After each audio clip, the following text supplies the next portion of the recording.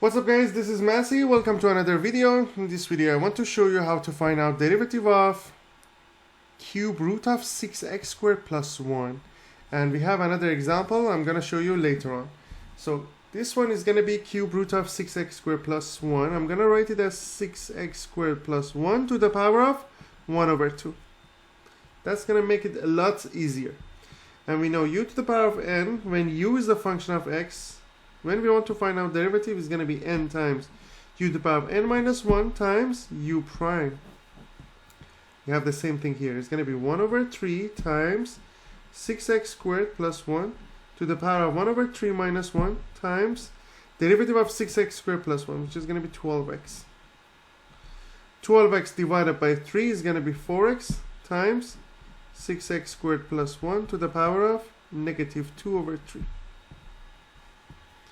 So that's going to be 4x divided by cube root of 6x squared plus 1 to the power of 2. Next example. Y equals to 2 times 4th root of 9 minus x squared. So I'm going to write it as 2 times 9 minus x squared to the power of 1 over 4. Y prime is going to be 2 times 1 over 4 times 9 minus x squared to the power of 1 over 4 minus 1.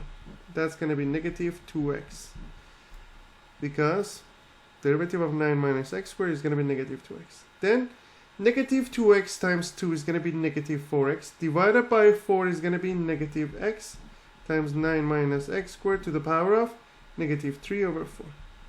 So we have negative x over 4th root of 9 minus x squared to the power of 3. So that's going to be the final answer. I hope you enjoyed this video. Please leave me a comment if you have any question.